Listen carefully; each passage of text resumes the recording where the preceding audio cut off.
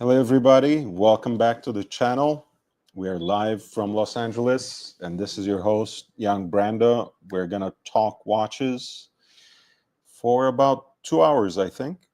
I have some topics lined up, but as always, I'm very much open to your questions. And accordingly, I think I will change um, my ticker here.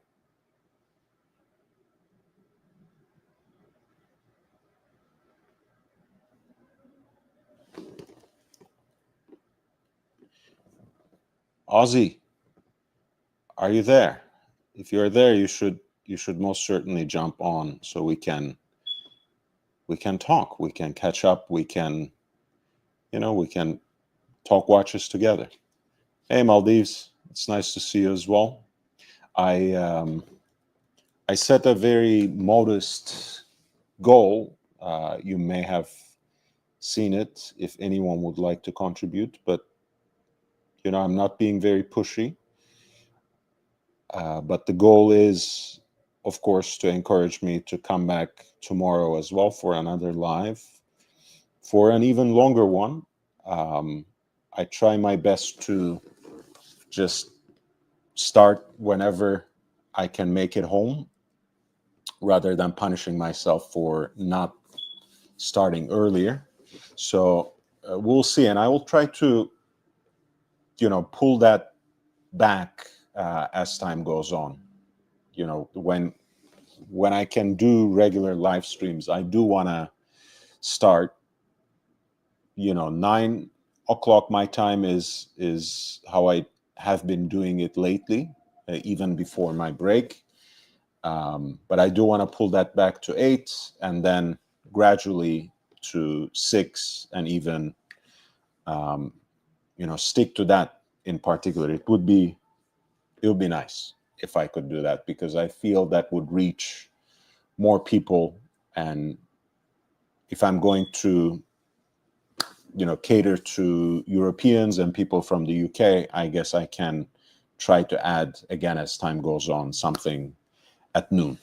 Um, let's start with what uh, gives in what kind of is the clue in our thumbnail today, and that was actually something I spotted earlier today. For those who care, there was the final of the FIFA Club World Cup in the MetLife Stadium, New York, New Jersey, so to speak. Um, it was quite an event, I think.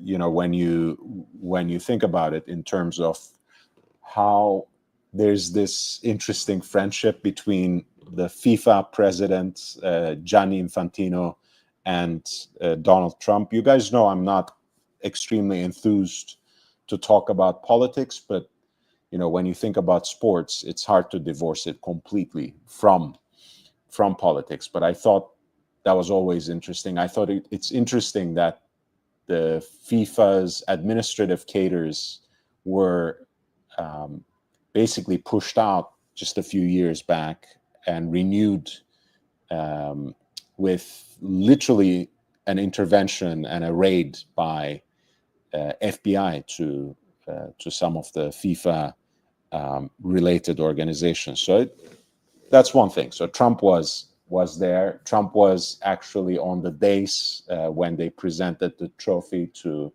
the winning team. It was an interesting show, and it's a sign of times to come, because the World Cup is going to be in U.S., Mexico, and Canada next year in the summer. That's the World Cup that we are used to see, the organization that's going to celebrate its centenary in 2030, if I'm not mistaken. This was the Club World Cup. Anyway, Tom Brady was there. Football meets football kind of beat.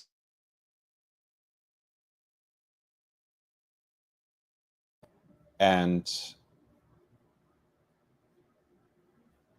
he was wearing something quite humble. Obviously, he still has, even after that auction where he sold some of his most treasured pieces from the collection, of course, he still has a lot of very interesting watches. I think he also has some sort of an endorsement from Jacob & Co. as well, which probably goes in conjunction with, of course, the kind of contract he got on national TV as a commentator, but that's neither here nor there.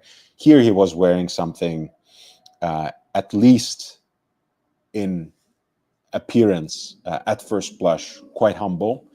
It's an Oyster Perpetual, and at the 36 millimeter size. And this is actually going to lead me to something that Oz was talking about in his Discord. So I would highly encourage you to check out Aussie Expat's channel, and of course, from there you can always check out his Discord as well. Aussie Expat at Aussie Expat Watches. He can of course post his link in the chat himself. Maldives, it's great to see you. John C. I guess you can say that. I love Breguet overall. I was just talking about Breguet and the new Type 20 series yesterday in the live stream. I think you arrived at the tail end of it, so I don't know if you caught up with that. I like what Breguet represents. I appreciate that they're celebrating the 250th anniversary. The only piece I actually have is from the earlier iteration of the Type 20, just the classic no-date version. I love that watch.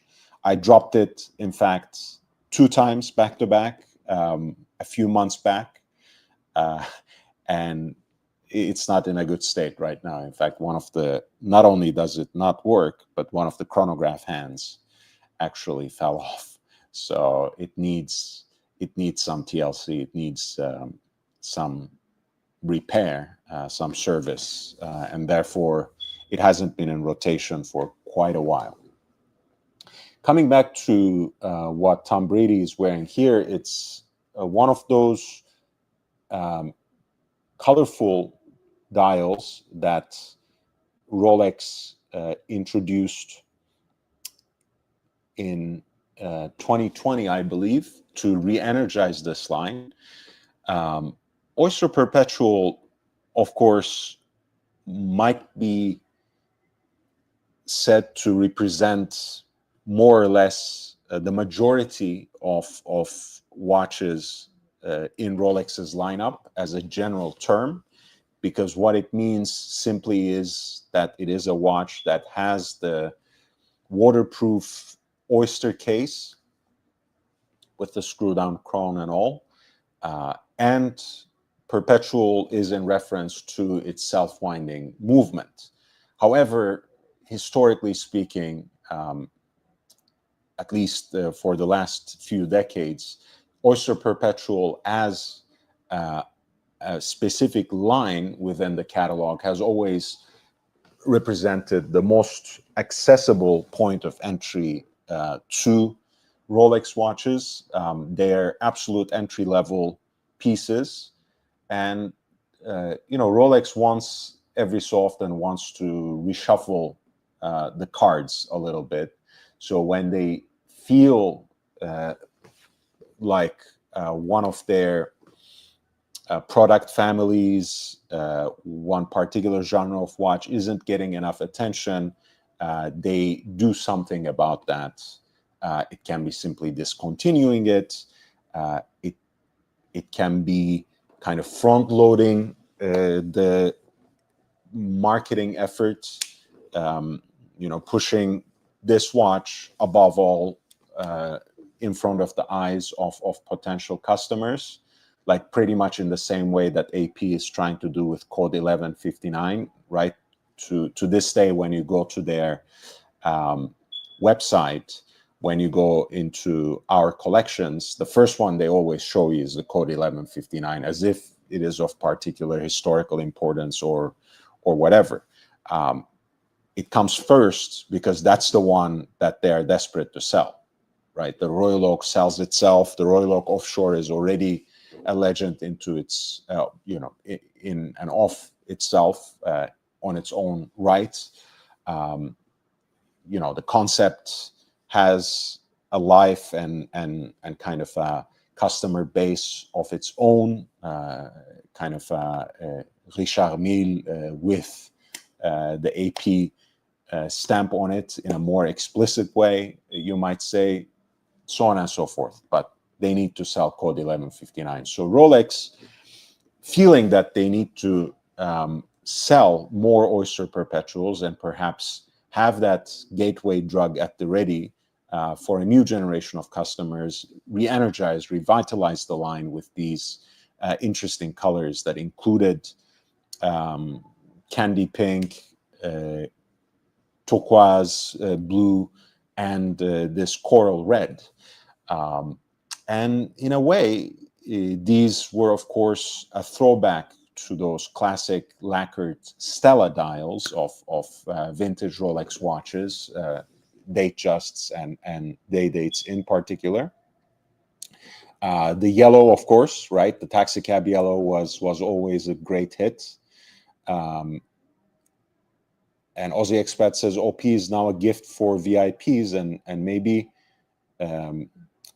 maybe that's why, huh? But anyways, of course, the story is that a lot of these colors were perhaps too successful for their own good, and ended up selling for multiple times the retail price point on the secondary market. So what did Rolex do? Discontinue the most popular ones, and the coral red was in fact gone from the lineup altogether because it was discontinued in 31 millimeter, 36 millimeter, and 41 millimeter options just 2 years after its introduction in 2022. So in a way, and I want to talk about this, but before I switch to that next topic, which is actually the land dweller, I just want to pay attention to the fact that he chose the 36 here to wear. And I have to say, I never really liked the 41. And of course, people who want to hate can hate on my, wimpy wrists, call me skinny wrister, and all sorts of hopefully nastier names as well. But the point is, it's just 41 millimeters for this watch, which already has an oversized dial and a relatively small domed bezel, literally sits like a dinner plate on the wrist. I mean, people who have much bigger wrists than I do, even when they wear it, it just looks too much, right? I think the colors don't help with it, right? A lot of times they're very eye-catching, and either very eye-catching or pastel-like colors, from the yellow, because it's unusual, the so-called turquoise blue or Tiffany blue, as people sometimes call it, again, because of its particularity. Coral red, again, it's very, it's kind of a chameleon-like orangish red, changes from burnt orange to kind of a deep red depending on light. There's already so much character and so much flair to these watches. I don't think they need to be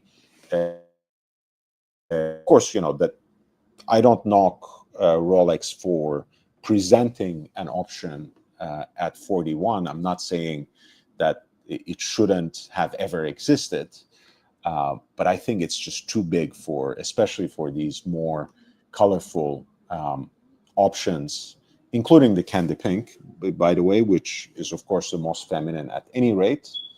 And I'm not even sure if was the Oz would know this. Was the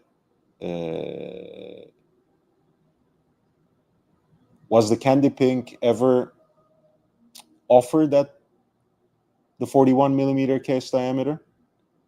Kent Daigle? Yeah, thanks for letting me know. I wouldn't have heard it. They're coming tomorrow. In fact, for a general check of all the fire equipment, including the smoke detectors. And I'm not a handy person around the house. One reason why I live in an apartment, beyond being poor, and I also don't have a ladder. I have high ceilings and I can't reach them. I tried to shut it down, but clearly it needs a battery change, or perhaps there's something else wrong with it. I wouldn't know. I don't even have a ladder to change it. But hey, if it disturbs you, come back tomorrow or later next week, and you won't have to hear it. How about that? Is that a good deal? Frank V, thank you for your contribution. I really appreciate you. I'm wearing the same watch I was wearing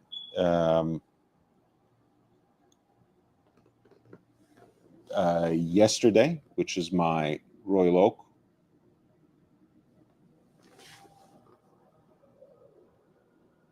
Aviator dial, BA, so in yellow gold, that, for a watch that's about 2 decades old, has developed some interesting patina on it. I really like this particular version, and it's quite an interesting bargain when you think about it, because no one really likes or fancies, I should say, a Royal Oak that can't be at least fitted optionally with a bracelet, and the reference 14800, in fact, can't be retrofitted with a bracelet. So it's one of those references that are not extremely popular on the secondary market, which makes it a great deal.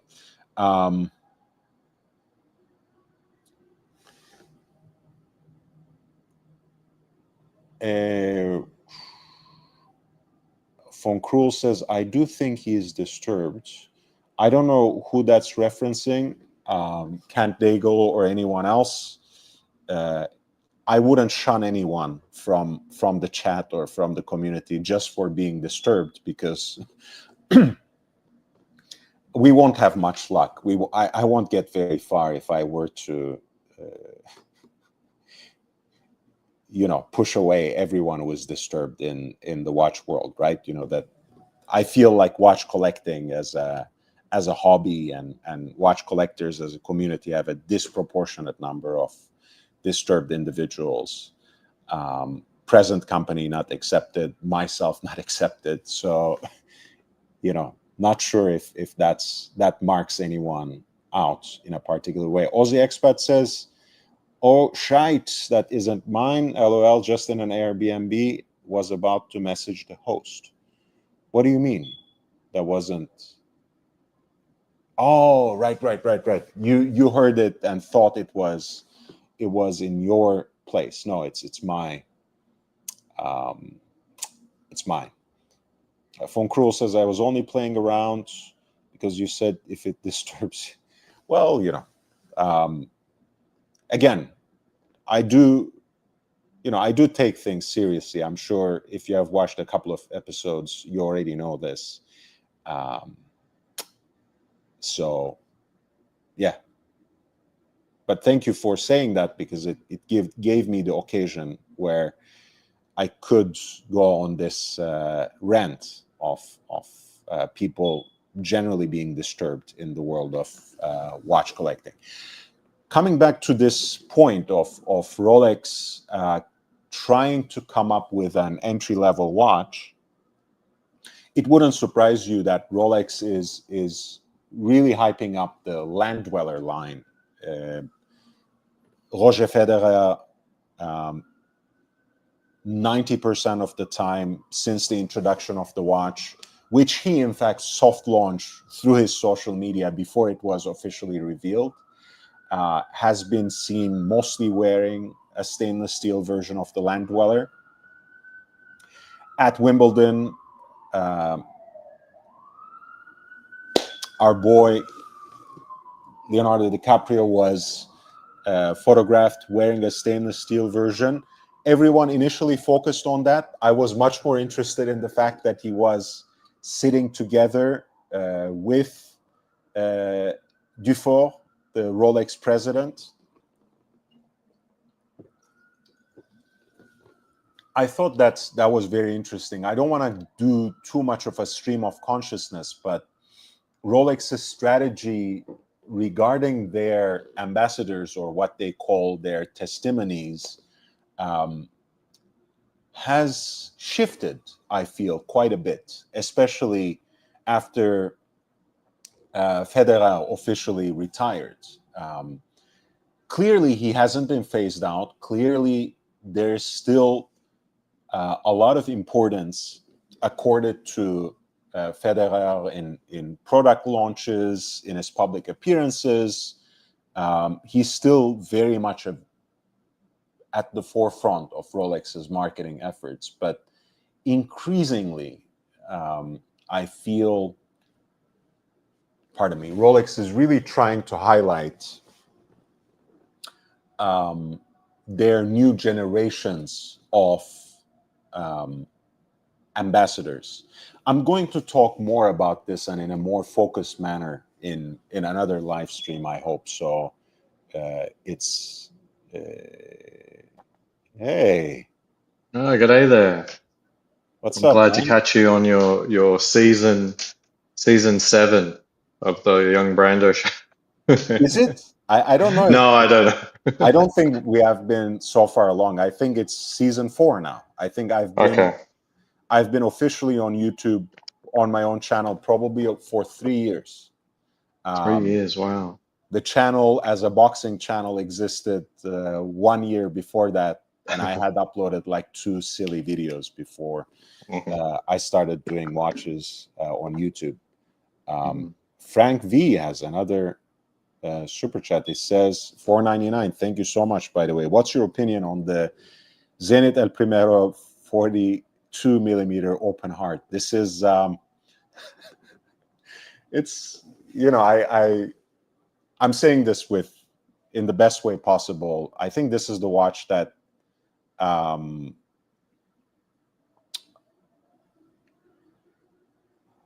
Archie had in his collection at a certain point, and for a long while. He used to call it, I think, Hillbilly Tourbillon or something like that.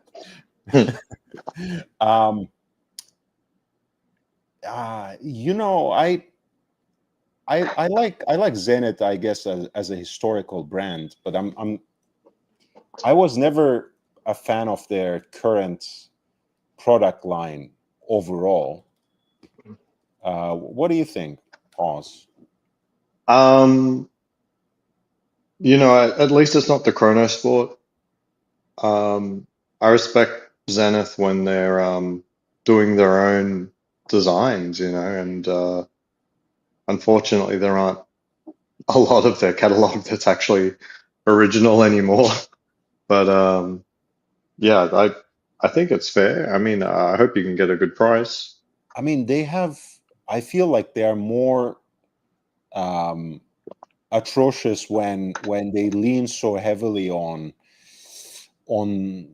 like ceramic versions of the Defy that practically look like AP knockoffs. I think that's more egregious if you ask me. Yeah, I'm talking about the Defy as well. I mean, my wife is looking at the Defy in front of the Zenith rep, and I don't just mean an SA, I mean a rep for for North America. And Okay. she said, "Oh, this looks like what is it? What is it? The Royal Oak."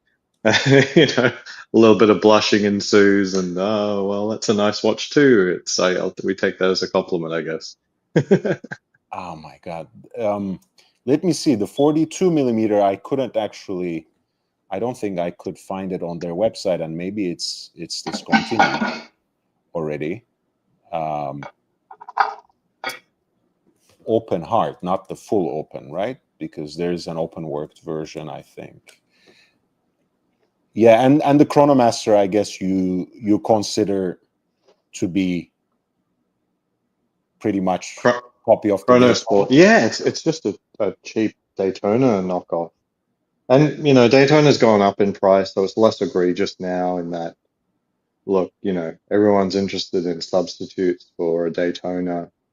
With, I think at the current price points, it now looks like a substitute again, um, because previously they were like almost exactly the same price, if I recall. Yeah, and I don't know how much of the discussion you caught yesterday. By discussion, I mean really a monologue.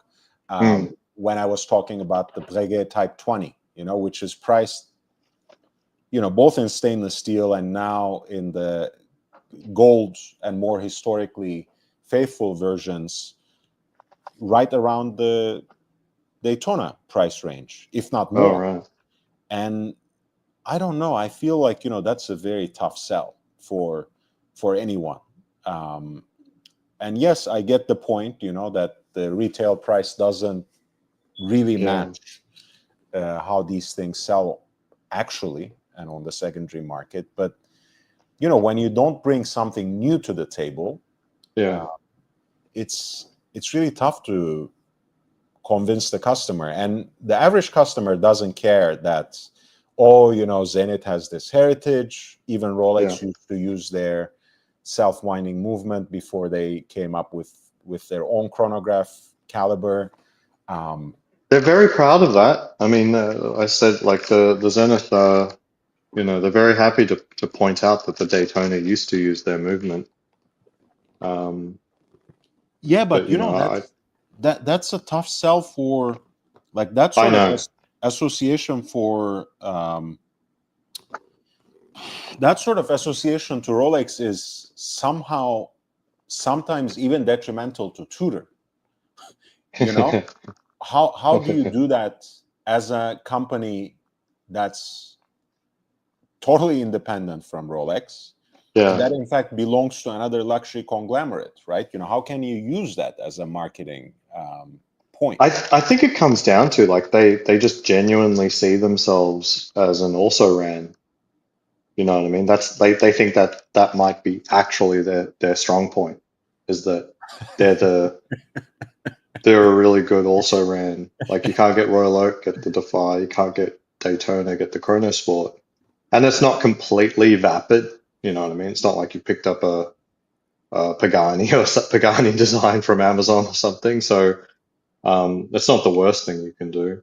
But I think a lot of enthusiasts think of Zenith much more highly than that, but maybe they don't think of themselves as high as that. And I think the same is true of Omega.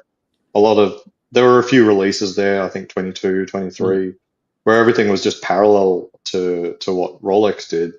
right, And, right. and a lot of people would love to think that Omega is a better company than that, a real contender and not just an also ran. Oh yeah, I mean But that was in one of my early videos, actually, non live stream videos, where I was talking about how, especially as part of the horological space race, yeah, having won that contract from NASA, they actually had basically over, well, superseded, transcended Rolex at that particular hmm point. The quartz crisis had other plans, um, but I yeah, think what happens is just like in the boardroom. It just must be in the boardroom, you know what I mean? Because the memories of collectors will happily recollect, a 50-year-old achievement, while in the boardroom they're just looking, oh, last quarter we sucked balls, you know, like that's it. And then like, how do we change that right now? And that also actually, before you brought Omega into the discussion, and I'm happy to join on the Omega hate bandwagon. Don't take me wrong. But now I'm looping back to the idea because, like a lot of LVMH holdings in the world of watches are also RANds, right? Yeah. Hublot is its marketing placement is exactly that, right? That we are basically, first of all, an also ran of AP, and nowadays kind of like a cheaper, and not always cheaper, RM, right? That's kind of their selling point as well. And of course, not so explicitly perhaps, but your point is well taken. Maybe they are actually content at that sort of marketing placement where they can be quite happy with getting the crumbs after the real pioneers sweep the table. And that has everything to do with the fact that they are part of a huge luxury conglomerate that leaves them to do what they want, but not so much that they can devise their very original plans. I think that's it. When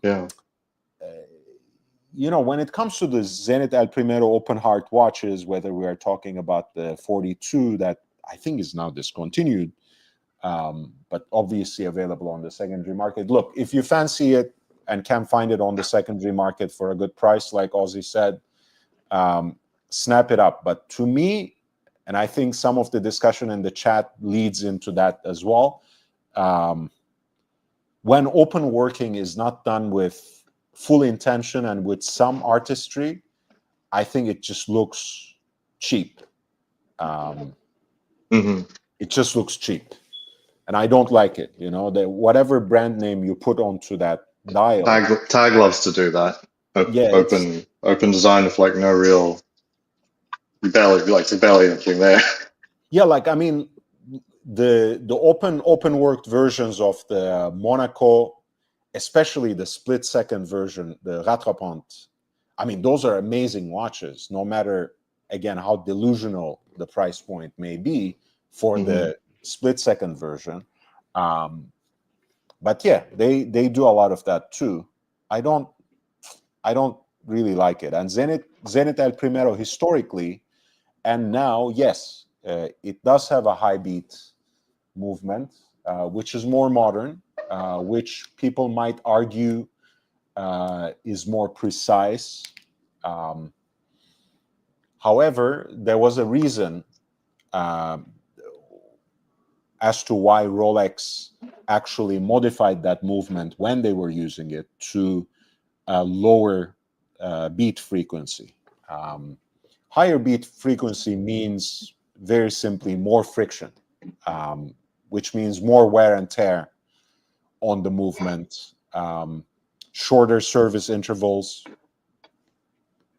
So all these things are not necessarily all that desirable unless you really buy into that idea of this is a high performance modern chronograph, more precise, etc. And a lot of times these pieces are not really calibrated in terms of the second scale, for example, when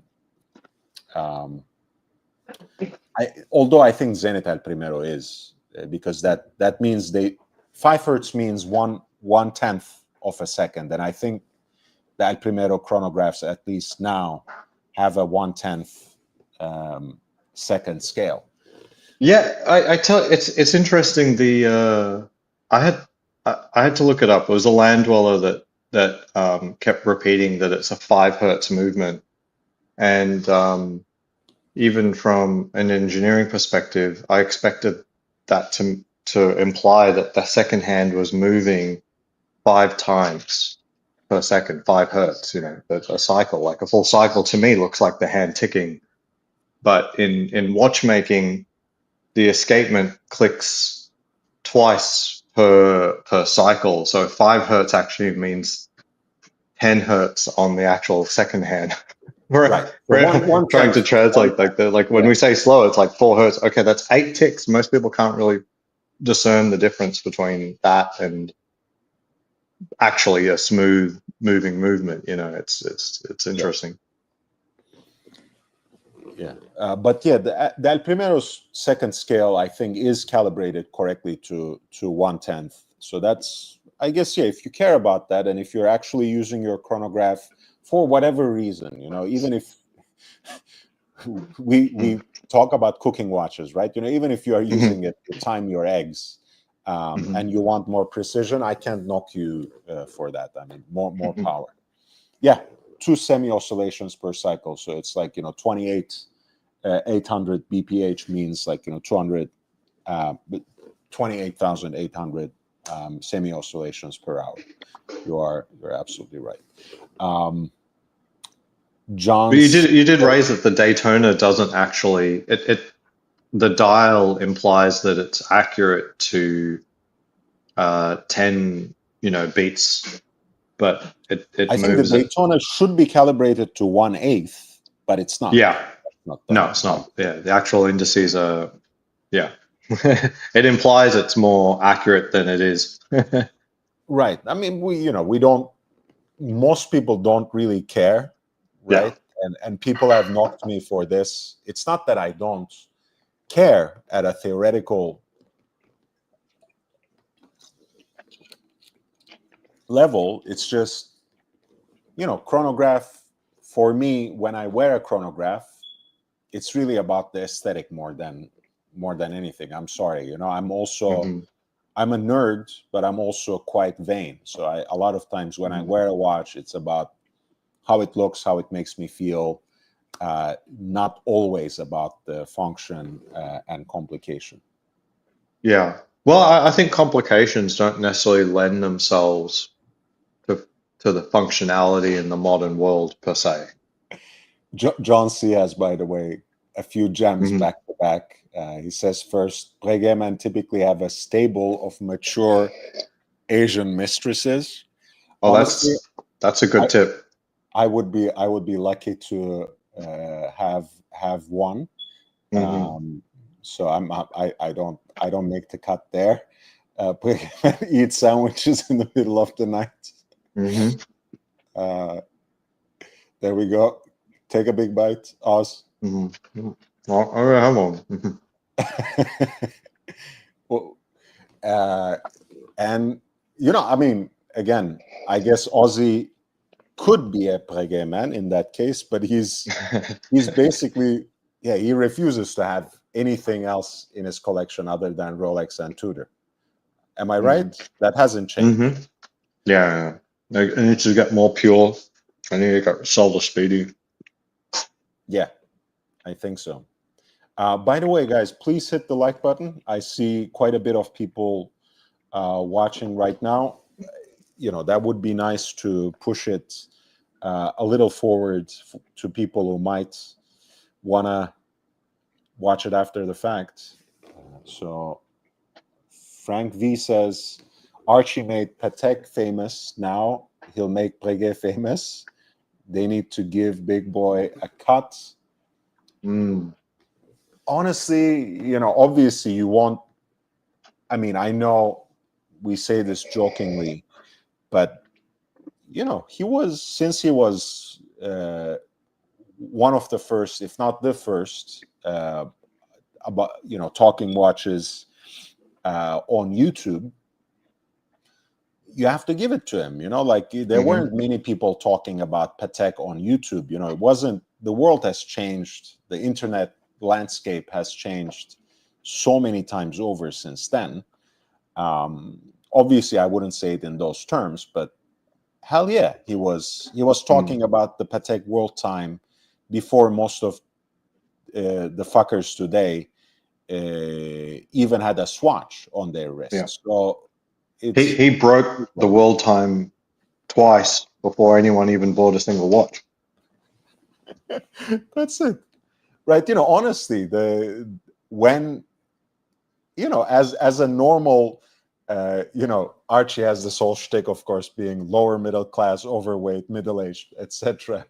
But honestly, before Archie started talking about this stuff and actually wearing the Patek World Time, I don't think I had actually seen the watch anywhere except on a real Captain of Industries wrist. It wasn't a watch like the average football player wears when Archie was talking about it. So you need to give the guy some credit. I know it sounds funny when you put it like that he made Patek famous, and he will never get over the fact that he came across Thierry Stern and he was actually wearing his Tudor rather than a Patek. I think he will never get over that trauma. Mm-hmm. But he, as much as Patek hates him now, and I've heard it from so many different sales associates, he's one of the first influencers to talk about them in that way, in a way that really pointed it out as something accessible and aspirational for the average watch collector, and not just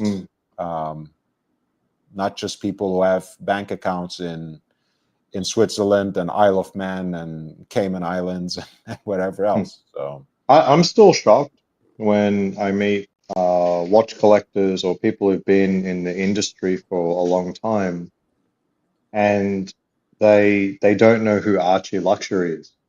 Like if I mention Archie Luxury, like they do not know who he is, and that just shocks me because when we're not being facetious by him being a trendsetter and really pushing a new generation after watches, I wouldn't touch a Rolex if it wasn't for Archie.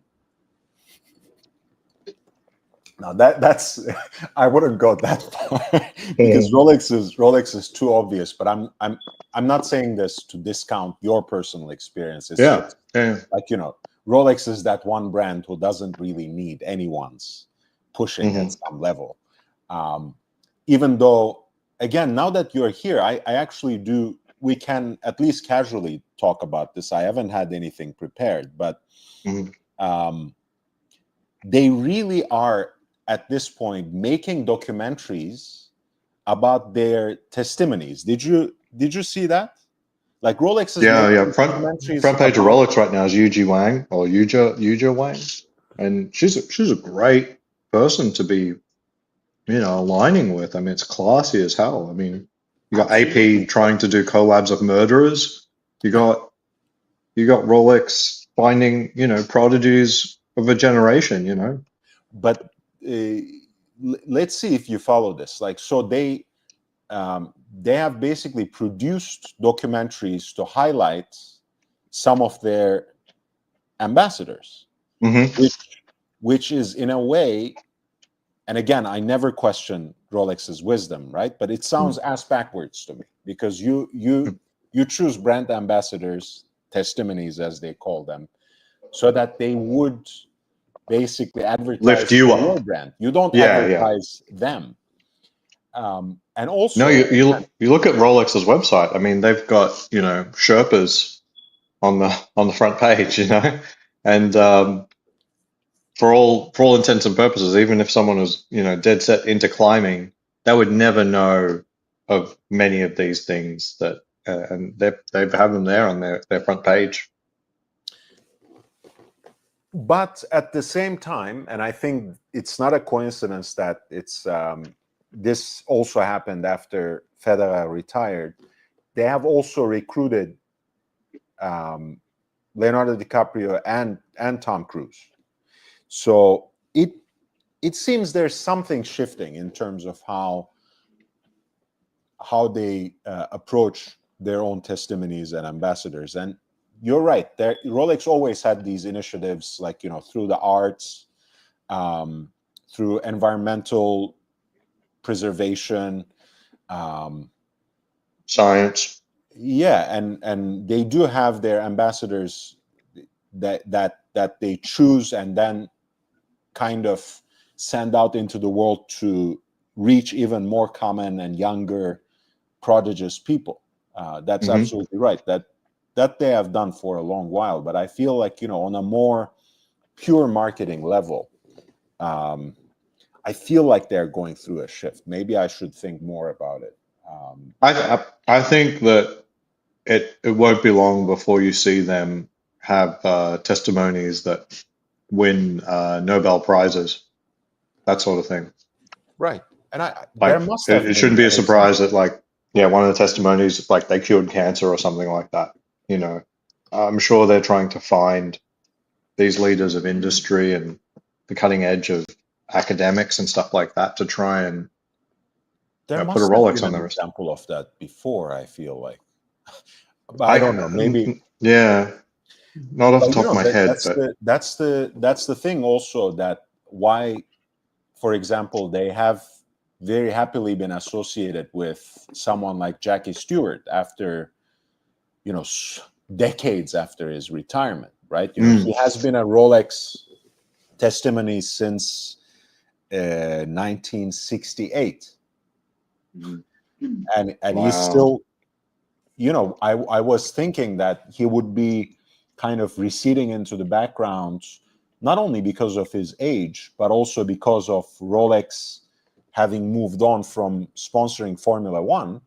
But they're still with him, and I think that has a lot to do with the fact that after his retirement, he worked in conjunction with active drivers for safety on the circuit. And then since 2018, he has been with he has founded himself Race Against Dementia, having been propelled by the diagnosis of his own wife, which is an organization that basically funds early career researchers to find to work towards the prevention and also to find a cure for dementia. Amazing. So, Rolex does associate itself both directly and through proxy with cases like that. And I appreciate that, because otherwise, all this hobby of luxury watches and luxury products can get very vain and shallow quite quickly. I did post on my Discord an interesting story from Monster Energy CEO about Tiger Woods, and so through all of the calamities that he had in his personal life and career going worse Did you than do that sideways. recently? Yeah, it was probably in Watch Talk, but anyway, he basically explained that when Tiger came back and was back or won a tournament, they were expecting that their agent would come in and ask for a big increase, and the agent said, no, Tiger says whatever number you want to give, that's cool. And ultimately that's what it was. He said the only people who I'm stuck with grabbing me, another bottle. Sorry. no worries, yeah, the only people who stuck with me, Monster Energy, Nike, Rolex. And that's the only sponsors he wanted to deal with, and he doesn't care what money they pay him. And so they're inadvertently a testimony to Rolex's commitment to Tiger, who ultimately did nothing wrong. Well, I mean, he didn't do anything that a lot of the male population isn't already doing within their own means, right? So it's I think it's incredibly hypocritical to condemn someone for those kinds of indiscretions, which are absolutely human. As long as everything is consensual, who fucking cares? It's between him and his wife. and him and his partners. It is what it is. Mm-hmm. Yeah. But yet, for the Land Dweller, we never had a chance to talk about it. But I will feel free to drop the link of your channel and the Discord into the chat if you would like. Oh, that's okay. But this is from Oz. Leo with the Land Dweller.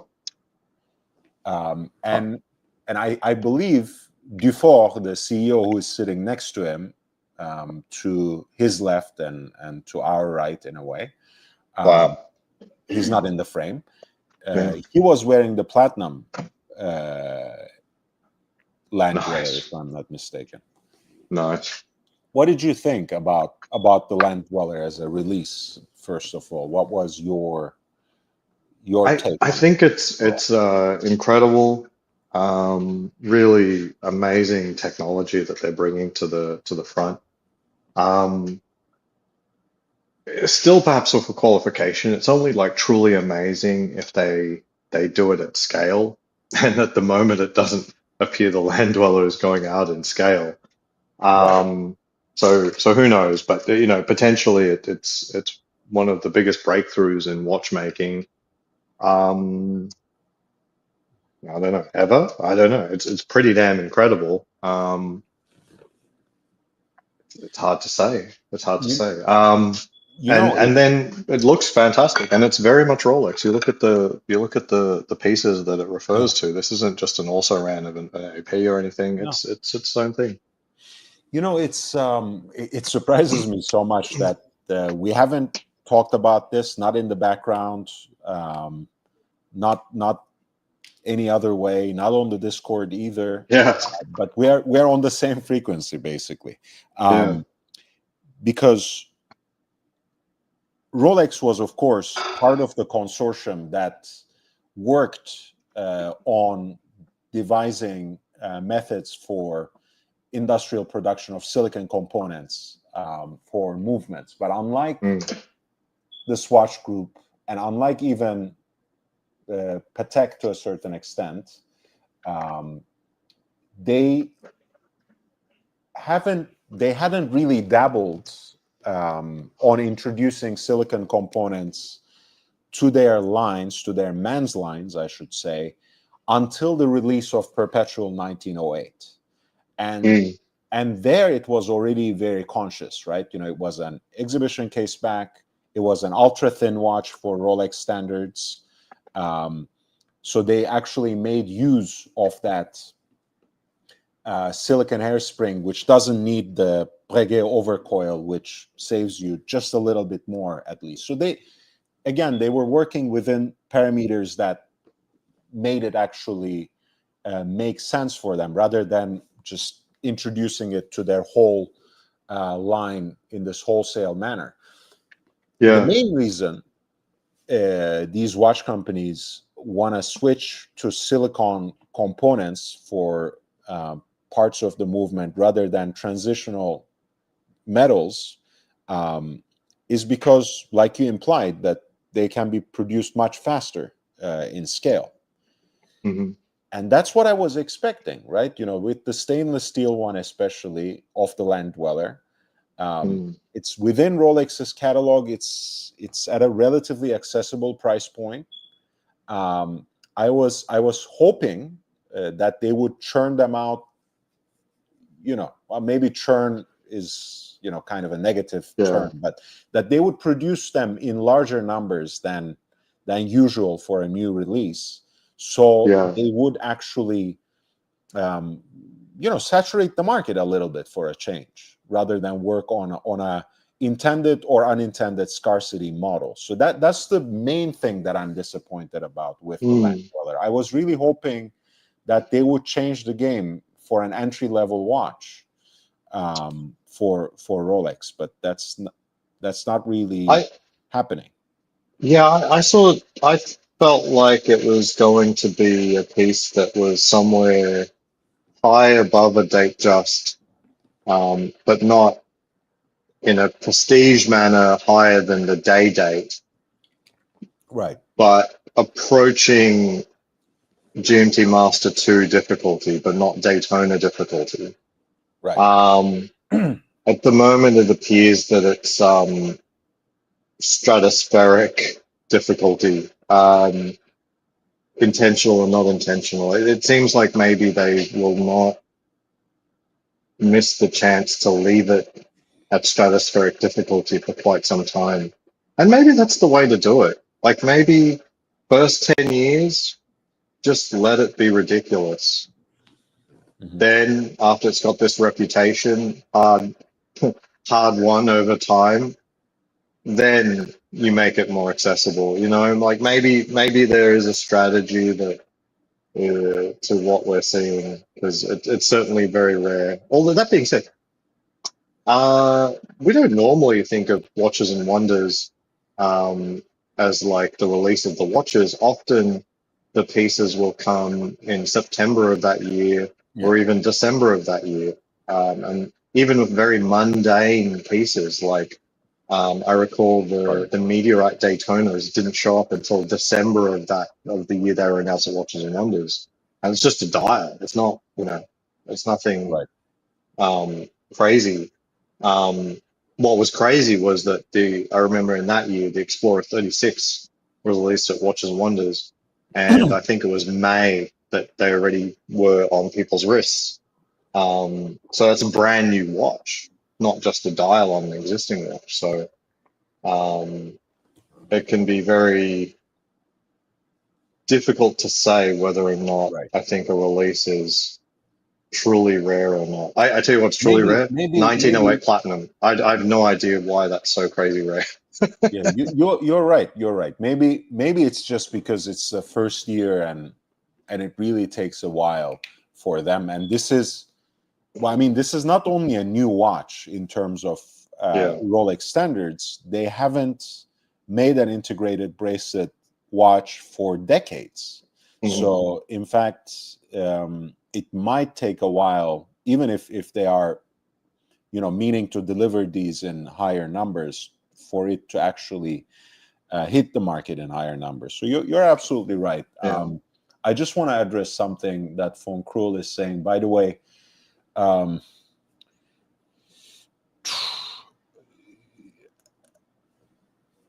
I like Watch Art Sci, for example. My friend Bill, who is in that channel, he's religiously against silicon components in watches. I try to avoid them when I can in my collection, right? Because of my particular taste. But I'm not going to condemn, entire brands and segments of the market because they use silicon components, right? Not everything aspires to be high horology, and yes, a high horology watch, of course, includes so many different approaches, like a swan neck regulator mechanism, as you are mentioning, like hand applied finishes, etc. But that's not be all and all of everything, right? That's not Rolex's game. It's never been. So for Rolex, which literally makes more than 1 million units per year, I think they needed at some point to dedicate part of their line in using the technology that they helped develop with the rest of the industry. So that's my take, right? That's why I'm enthusiastic about it, because they have taken their time, because they have been quite conscious about where and how to introduce it within their catalog. But yes, I would rather not have silicon components in watches that I collect, but that doesn't mean I don't think they have a place within the industry. Otherwise, Well, yes. what's your why do you form that opinion? I'm glad you asked, because that was going to be my next point, right? Because I think there is something that I cherish about that tradition, where you can have a pocket watch from centuries ago, and when a watchmaker today sits down with it, and uh, he or she has the ability to fix it up and make it work again. Whereas with silicon components, they shatter, they need to be replaced in whole, and sometimes they need special tools to tune and regulate, that are I proprietary understand. to a specific Yeah. brand. So beyond this abstract devotion of a watchmaking tradition, I think there's something to be said about having the ability to practically perpetually be able to tend to take care of mechanisms when they are made of transitional metals. I think that that's something that I cherish. Understood. I just need a minute. No worries. Yeah, von Krul, your point is absolutely well taken. I just wanted to distinguish between not necessarily treasuring something on the level of personal preference, which I don't when it comes to silicon components, but also trying to understand the value of using silicon components more consciously and directed towards a specific kind of purpose, even if it's as simple as scaling your production when it comes to a brand like Rolex. So that's my point. And you're absolutely right. It's either forever perfect or it becomes junk, right? And of course, Omega now, for example, has its proprietary method of regulating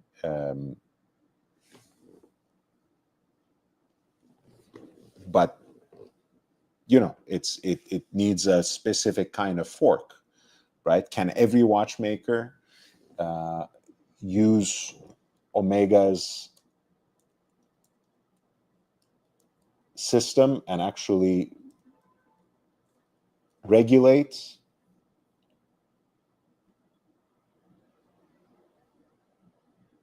right the Spirits system? I don't know, but it's not as universal as what we understand from within the mechanical watchmaking tradition.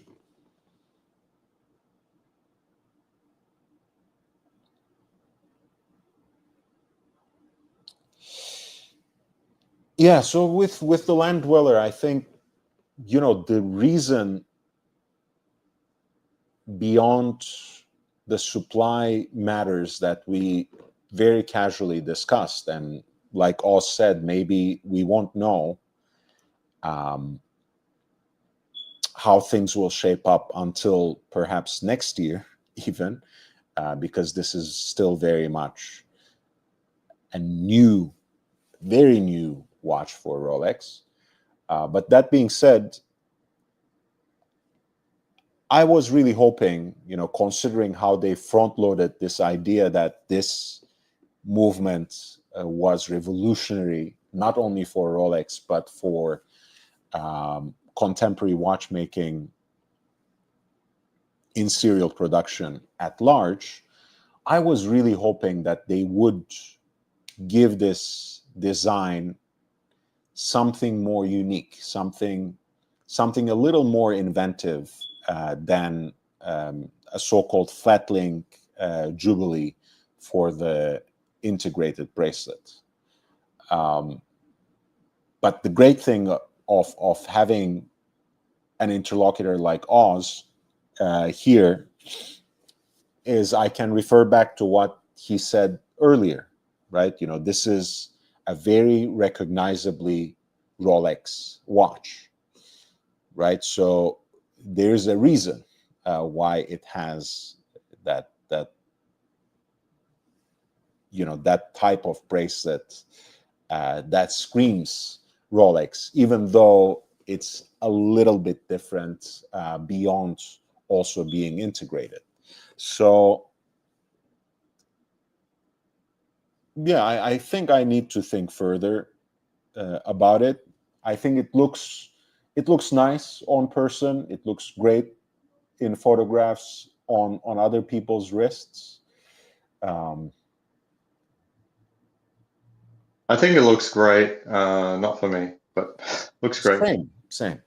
I mean, you know, we are kind of bumping into that damned if you do, damned if you don't category when talking about brands with these kinds of new releases, right? You know, I should be honest to myself because I'm one of the people who have also not given up on knocking AP down for code 1159 because it's so not AP, right? In so many different ways. I feel like it's just such a mishmash of design ideas that are taken from other brands that the end product is neither fish nor fowl, right? You know, it's kind of looks like an AP because it has the octagonal mid case, but then again, wasn't this watch the watch that wasn't supposed to be the Royal Oak? You know, everything comes apart at that level. So I shouldn't be now knocking Rolex for having made a watch that looks too much like Rolex, right? I was hoping for an original design, but yeah. Yeah, I'm sad that you hope that the Code 11 would be axed by the incoming CEO, but she's been extremely shy of media, it seems, unlike the last guy. Well, the Benamias was a character. I mean, it's not. I don't think anyone craves that sort of attention at the executive level in the world of watches, right? You know, that's like he is kind of like the Elon Musk of the watch world, right? Right. That Yeah. idea He would inject himself everywhere, and right. he thinks it's good. I don't. Cloud Ken says the Land Dweller is nice, a bit better than the Datejust. Doesn't blow me out of the water, and I think you know that just describes how Rolex does new things. You know that's the Rolex way of doing novelties, anyways. Right. Yeah, Cloud Ken's comment was copy and pasted from the Sky Dweller release. I mean, that's, but you know, honestly, funny enough, that's exactly what Rolex aims with most of their new releases, right? You know, it's a little bit better than what they had before, but it Yeah. doesn't really break new ground. You know, yeah, talking about new watches, I actually potentially was within the ballpark of being able to get a titanium deep sea challenge. And yeah, I don't know. What do you think of that? What do you Uh, did you prepare a glass case to display it in your home? No, yeah, that wouldn't happen. I don't have any collector's watches, you know what I mean? Like I've never bought a watch to be a collector's watch. I mean, honestly, I can't imagine a situation where someone actually wear that watch on the wrist. I just can't. Like the deep sea challenge is just, Mm. I don't know. It's, can you? Right, deep reasonably. sea is way too big. James Cameron actually wore the challenge quite a few times. I know, and he And doesn't have a huge wrist either. yeah, and it didn't look immediately comical, but yeah. I mean, that's really high praise, huh? It didn't look immediately comical. That's the I feel like such a Rolex fanboy that I really should be just jumping at the chance to get a challenge, but um, I really just want to be able to wear watches that I buy. Like the idea of buying a $27,000 um, yeah, $27,000 end table. yeah. It's honestly, in my case,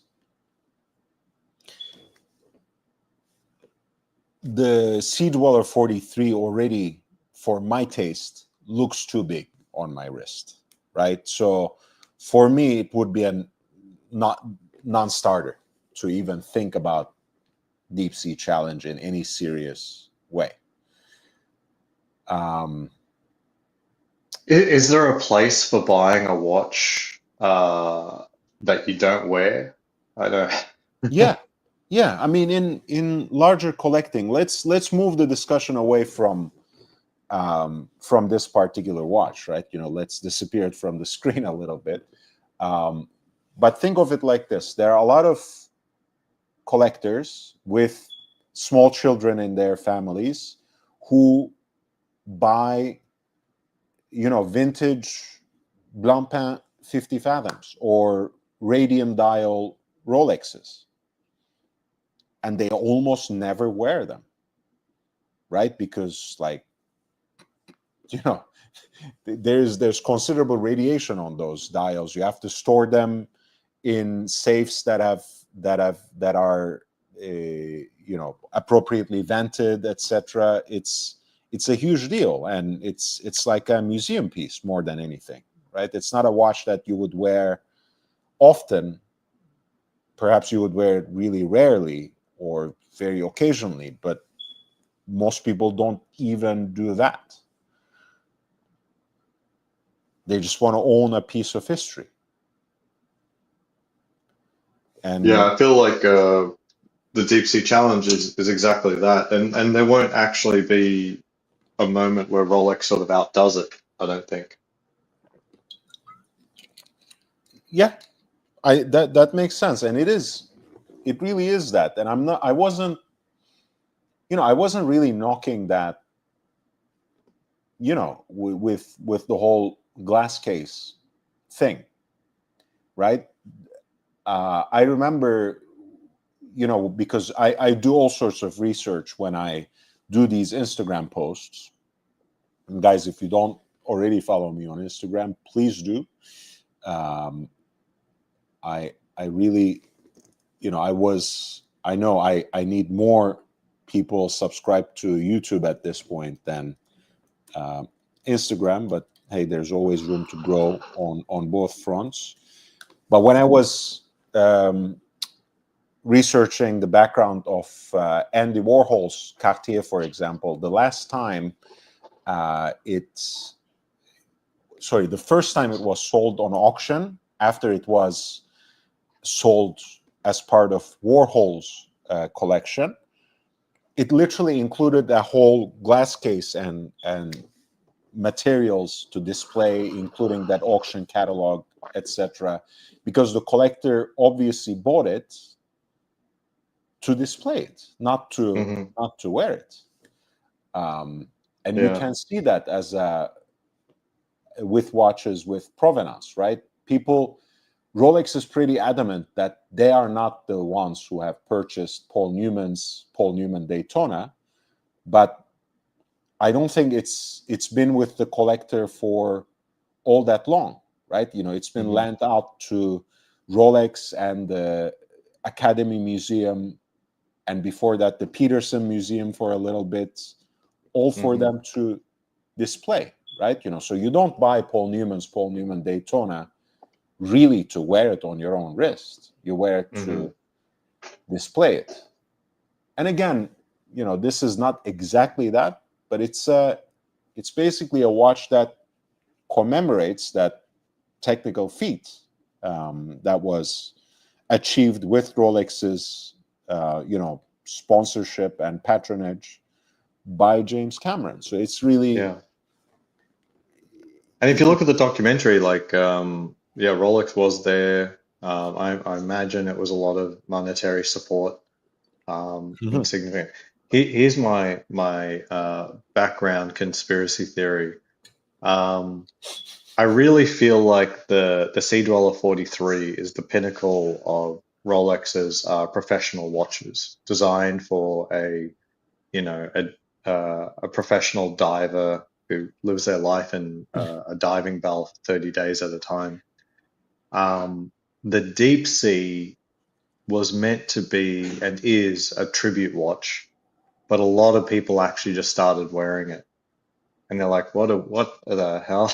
So it left room for this piece. right. Well, yeah. I was like, Well, okay, we tried to make it, out there, and I guess it's just not big enough to leave off the wrist.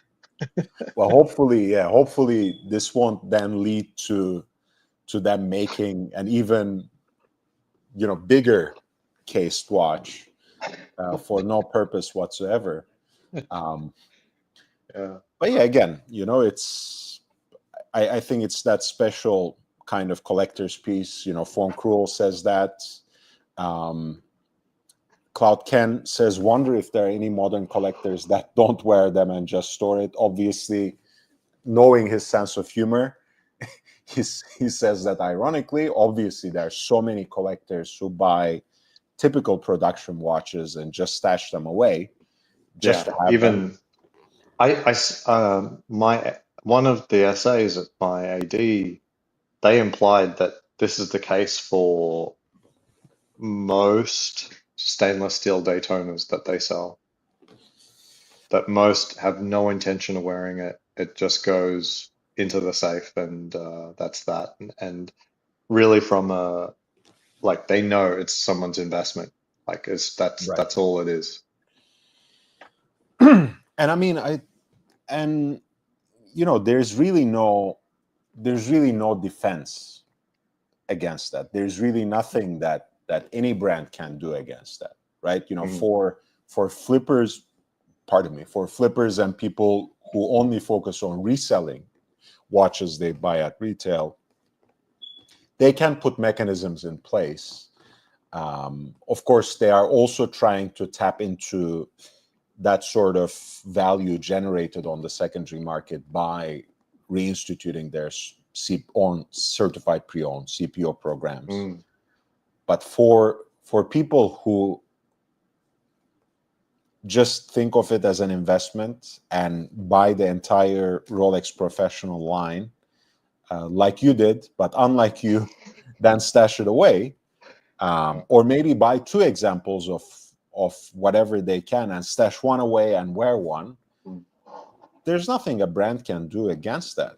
And there's nothing they can really do to discourage that. I mean, they can try to, quote unquote, educate their own customer. But some people just do that. And that, by the way, is not entirely new. And it's not necessarily discouraged. I mean, what's discouraged is flipping. So, but it certainly, I have an advantage wearing them because they can see this. Like, okay, he's totally diamond hands, diamond wristed that because he had so many opportunities to let those things go, and just clearly has never done that. So they know that it's safe hands whenever they send something my way. Right. All they can do, to kind of abstract that is to encourage people who actually wear their watches. I guess that's what they can do. But stashing watches away, I have to say again, it's not an entirely post-pandemic investment-minded phenomenon. right? You know, Yeah. there have always been collectors. Maybe they were more markedly in the minority before, who would buy certain kinds of watches and not touch them, not wear them, not even look at them, right? You know, Right. as you have in that famous "This Is Spinal Tap" scene. You know, don't even Don't look at look at what it. you got. You know that's getting a re-release. I saw a trailer. Yeah, it's gonna be. I don't know. I mean, the original was amazing, so I'm gonna watch it nonetheless, even if they Yeah. destroyed the whole thing. But No, I as look far as forward. I can tell, it's just a re-release. They're not actually Oh doing yeah. anything to it. Yeah, Oh, I okay. don't. It's not a remake. I don't think there's any new production aspect to it. They're just going to re-release it. You know what would be great about it if they went kind of meta on it, like in the sense that they would do a Right. mockumentary about the making of the mockumentary. That would be that's exactly my kind of humor, you know, where you start you know, laughing about nerdy shit that no one else cares about, even at the surface level. Yeah, I hope it's a success because this is Spinal Tap has to re-enter every generation and be in perpetuity in the zeitgeist in terms of making fun of everything basically. It I has to agree. stay in I agree. zeitgeist. And also because, like, you know, it's to remake that, I think you have to make a mockumentary about, I think, woman pop stars of our day, right? And that Yeah, I think I so. think most people don't have that sense of humor. It would be canceled immediately, Yeah. and You're branded right. misogynistic, I etc. So, could, but I've seen a little bit of Taylor Swift's behind the scenes. I think it was like a TV series even, and mm, that could so easily be just hilarious. spoofed, right? Yeah. It could be But so again, you know, easily hilarious. you would be branded immediately, even if a woman made it. It would be branded as woman hating and misogynistic. Yeah. So it's like it's it's a non-starter. But anyway, yeah, I think the only way to honor This Is Spinal Tap is, like you said, to re-release it in perpetuity somehow. Um, but how relevant can it be when people don't really know what rock music is or was, right? Can it make sense in a universe where people don't even know, beyond listening to a track or two? It's always bewildered me. Um, like if you're in music, how could you not want to be a rock star? You know what I mean? Like, how could you not want to have music that is awesome? You know what I mean? Instead of like soft bullshit and of all the genres and ways to approach music, if you're truly like a Yeah. musician, you could do anything you want. But the thing that you should want is be a rock star. But Oz, I mean, I know, we talk about everything on this channel, so I don't Yeah. shy away from this discussion. And I don't want to move on from it. Don't take me wrong, but I do want to Mm. earmark it there if someone randomly Hmm. watches, talking watches, and these guys are talking about, you know, rock stars, and This Is Spinal Tap. Just to Hmm. intone that, I love these kinds of discussions. The thing is, without, again, you might not like the acts. I'm a little different. I do actually enjoy a lot of rap and hip hop. Hmm. A lot of the crossover stars understand exactly what you mean. So they do Hmm. want to be rock stars, actually, right? Hmm. In the sense that they want to be one day inducted to the Rock and Roll Hall of Fame, right? Hmm. Not the Rap Hall of Fame that's sequestered into some other corner, right? They Hmm. want to be uh, part of the Rock and Roll Hall of Fame. They want to do Hmm. stadium concerts, Hmm. right? They want to have anthems.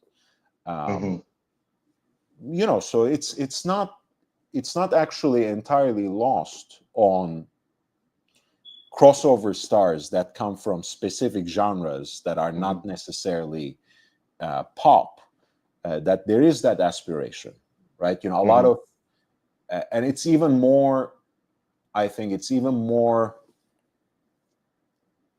emphasized with white rappers, right? After they've released their first album, like Post Malone is a great example. That's almost 100% recognizably hip hop influenced. They move on with their career and keep saying like, I don't want to be just called a rapper, or I'm not just hip hop, this and that. It's just, it has become a thing for even like, the Lil Uzi Vert, Travis Scott, that you, without naming, bashed earlier.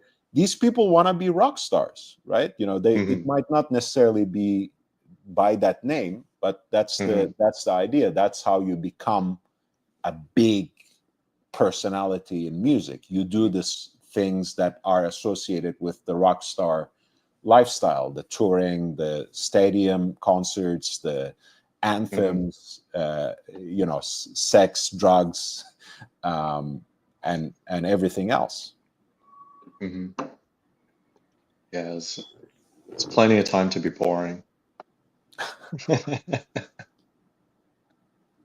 Yeah, have you guys heard of this Uzi guy? Yeah, Lil Uzi Vert. No, is it that it, or is that some sort of play on Ozzy's name?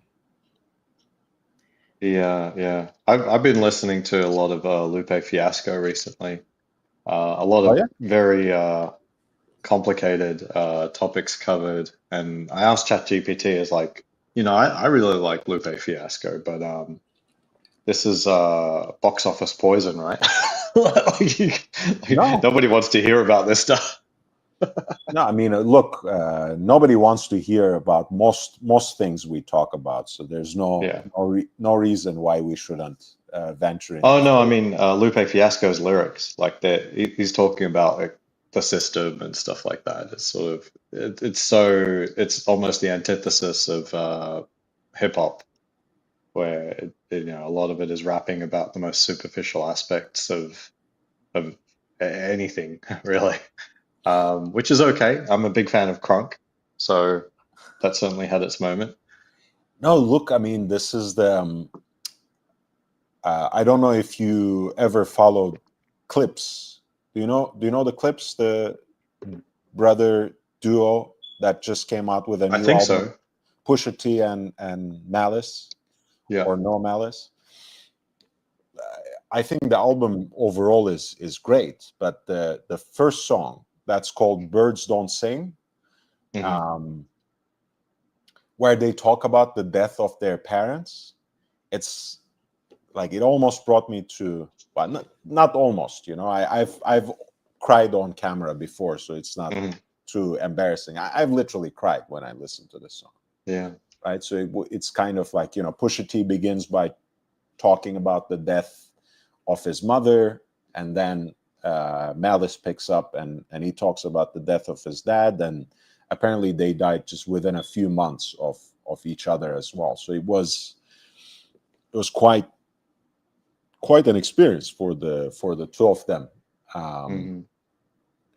who are reuniting now after. I don't think they were ever truly estranged, but they were not making music together, and I think that did bother them at a certain level, and that did perhaps do something to their connection at the time too. But anyway, there's always been, within lyrical rap, I think, a lot of very intellectual, thoughtful, introspective, and emotional music.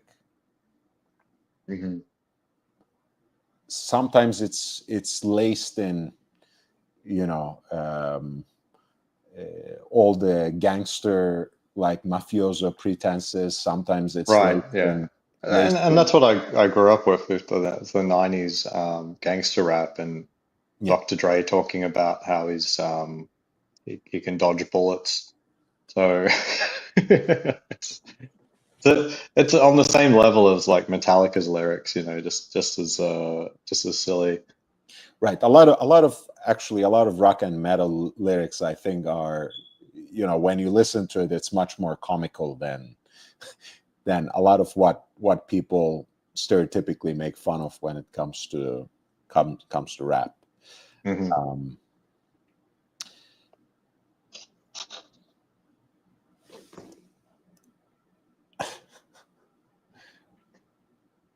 anyway, so Oz, what have you been thinking about recently? I think you picked up the new tutor. Yeah, yeah, I hadn't the even realized Lagoon that. Blue. Oh, If you want to show it, I guess my Discord has better photos of it than what I could do on a webcam anyway. So let's yeah, see. it's a flashy piece. Bear said I should stop wearing it and give it to my wife already. But I'm intent on keeping it to myself for summer. Where um, where have you guys talked about it on Archie's stream? I was on Archie's, yeah, yeah, yeah. It Yeah, is it'd be a in is wrist it a check somewhere. wrist check? Yeah, it'd be a recent one for me. Yeah, I think that's it. No, no. Oh, Yeah, that's not further even up. you. I don't post every day because I've only got two watches on me. Hmm. There we go. Wait, Bear thinks this is too feminine. Yes, yes. And it is, but Is it's it? fun. It's fun. Like I don't think it's too feminine. I think it's a lot of fun though. It's really loud. It's yeah, it doesn't get better. It's the ultimate pool watch. It's fantastic. So I have worn it swimming. I mean, It was that's good. literally how they kind of advertise it on the website, right? Over kind of pool background, I Yeah, think. yeah, yeah. It's the watch of summer 2025 and World War III. It's a fantastic piece. I mean, I guess I don't know. I feel like, Black Bay 54 obviously had a lot of takers already at the point of release.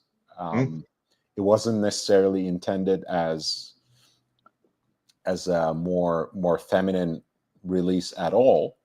yeah, So I kind of have a hard time conceding that point, suddenly, just because it has um, a different bezel, like a shinier bezel and a different dial color, that it yeah.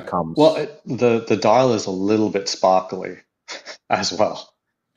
Yeah, It does yeah, shimmer and it's a different yeah, different finish. Yeah. yeah, yeah. In totality, it does lean towards being more feminine, but it's not as say feminine. So I bought the mid-size Casio, and that they're a little bit tiny bit smaller, a little bit more modest, Mhm. but the indices on those are in, they're bright metal, and it's just very feminine. I couldn't wear it. This, I think, like it just plays down the middle very, very well. Um, Right. so, it's really just a fun piece. There's not too much more to it. I'm a little surprised it's in the daring line. I think it might be just daring just because, it really is kind of a hit or miss design, which seems to be what all the daring designs really are. Which is good. That's good, little chance to add some flair. It is kind of absurd that they did this to a Black Bay 54. Like, like it's just so wild. It is so I like was I was actually just thinking about that.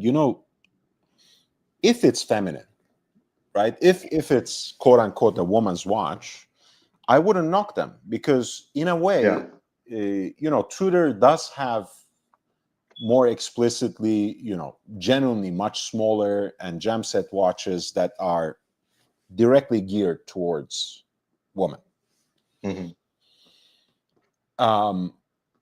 They're not nearly as popular as a Rolex Datejust is for Hmm. women. I don't even know how they sell, what their demographic exactly is, whether they're commercially successful, but I have never ever seen anyone wear them in the wild. So for Tudor to, soup up their more successful lines with offerings that can be at least perceived as unisex Hmm. doesn't seem to be such a bad idea, because the Hmm. other stuff that is more explicitly marketed towards women, I have never seen anyone wear it in real life. Hmm. Not in the wild, not among watch collectors meetings. If I see a woman wearing Tudor, it's a Black Bay 58 or 54. That's it. Hmm. Like or one of the chronographs. Hmm. Again, with the pink and flamingo blue. And I still Hmm. don't understand, by the way, I'm not a zoologist or ornithologist, I think it's called, but Yeah, what the fuck is flamingo blue? Aren't flamingos pink? There's a blue that's flamingo? kind of that's kind of accurate. I mean, the pink one was just the pink, so so I guess I guess they're retrospectively trying to tie it back to the success of the pink. My friend just got the blue, actually, Oh, the yeah? blue chrono. Um, I can't say I'm on the edge of my seat waiting to compare mine to his. I'm pretty sure they're exactly what they look like on the tin. Right. As in the colors of the pink are very faithful on the online. Well, I actually noted that when I went to pick it up. I said, what's really interesting about the pink is that normally when I search for a watch and I see a wall of images, thumbnails, normally the shade looks very different from every single shot. Across the page, it could be any tone that is pink in many cases. But Right. in the case of the chrono, it's very faithful in every shot. It's almost yeah, it's very, very faithful, the same shade, the same behavior in every type of lighting condition. So what you see is what you get. But my color blindness, in the early days of the release of the blue, and I was searching for like the chrono and and flamingo blue and stuff like that. I couldn't actually tell the difference between the blue and the pink. No, no Like I shit. straight up couldn't tell. Like I'd be looking at the blue, I was like, is this the pink? I don't know. I'd have to go, is this the pink? Oh, no, oh, it's the blue. Okay.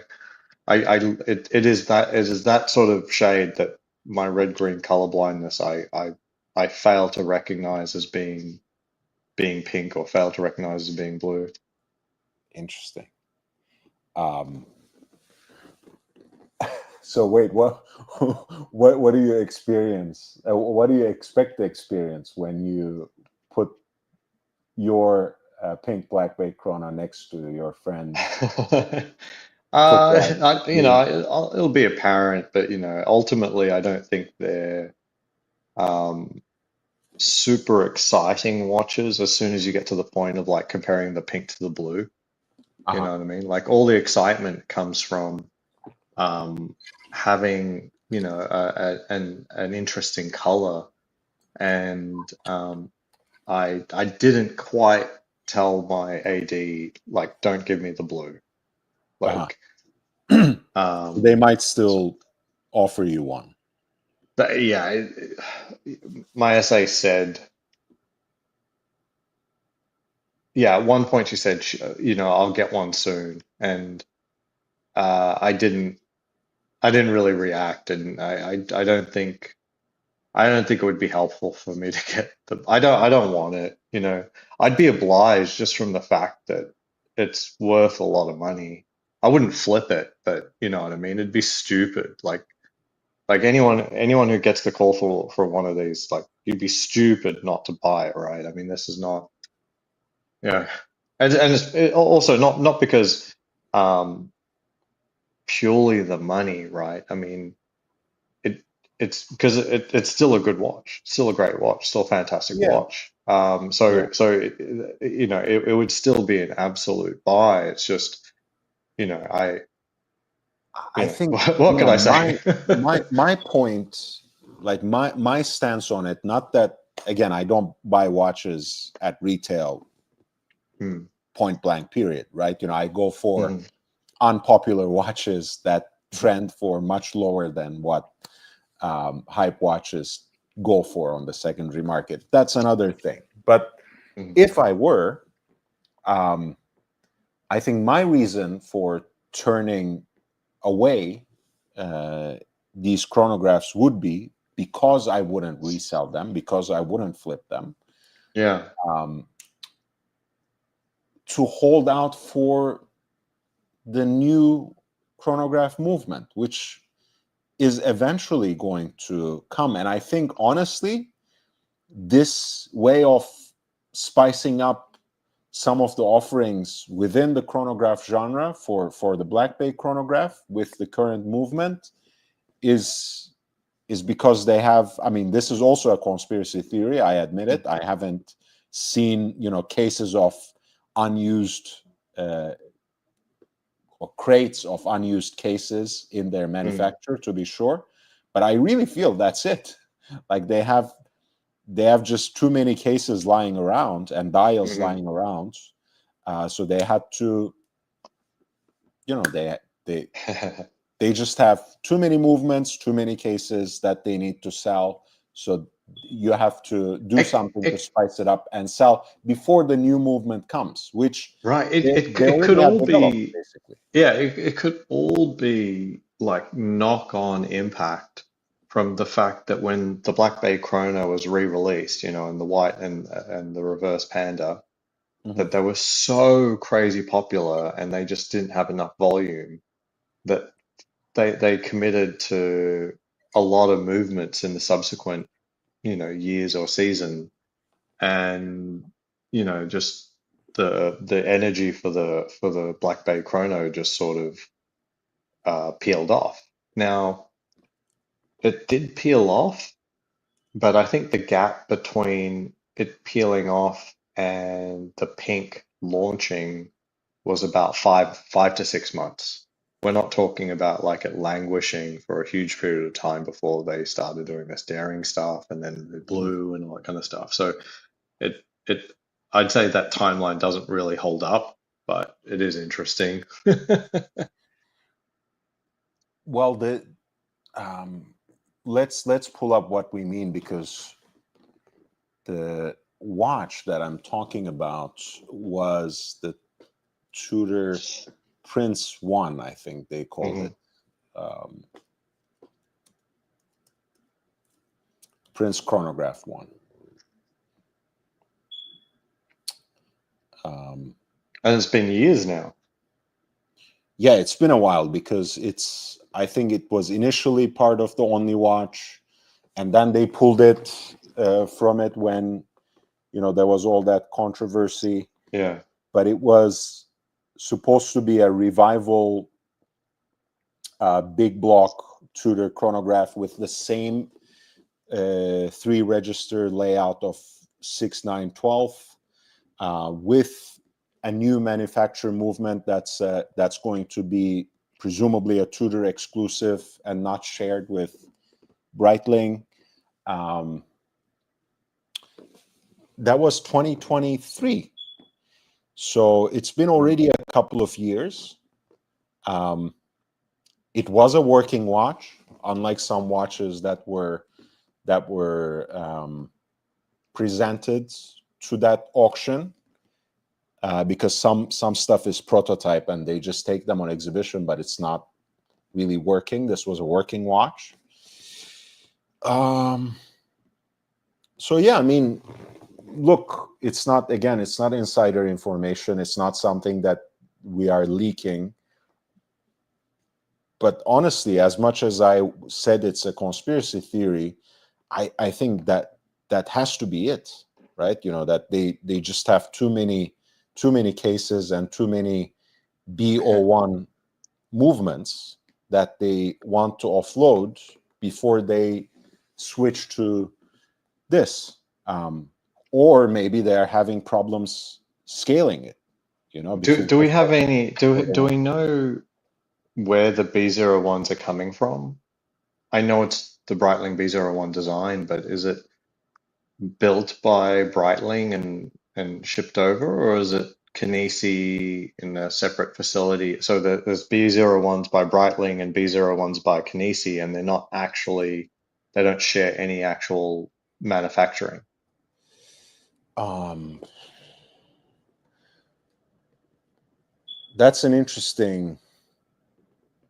that's an interesting question that I can't really Yeah, answer with the information that I currently have, because yeah.